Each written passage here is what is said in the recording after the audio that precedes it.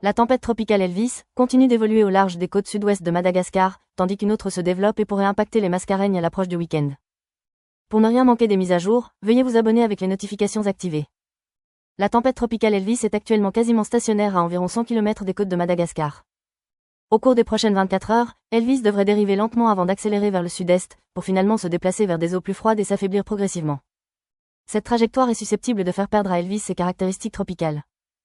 Pendant ce temps, le flux de mousson alimentant Elvis continue de générer de très violents orages dans la province de Toliara, à Madagascar, notamment entre Cap Sainte-Marie et Morombe. Ces fortes pluies devraient persister jusqu'à demain matin. Un état de mer dangereux est également susceptible de persister au large des côtes de la province de Toliara jusqu'à jeudi soir en raison des vents forts et des hautes vagues associées à Elvis. Les résidents des zones touchées de Madagascar sont vivement encouragés à surveiller les dernières prévisions et alertes de leur service météorologique national. Par ailleurs, la perturbation tropicale 7 évolue actuellement dans la partie centrale du bassin, à plus de 800 km au sud de Diego Garcia. Le système devrait se déplacer généralement vers le sud-ouest et pourrait s'intensifier en tempête tropicale d'ici vendredi.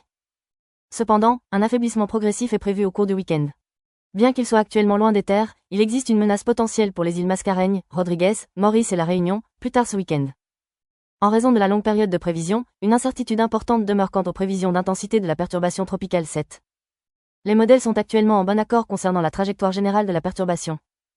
Les résidents des îles Mascareignes doivent surveiller de près la progression de cette perturbation et tenir compte des avertissements émis par leurs services météorologiques locaux.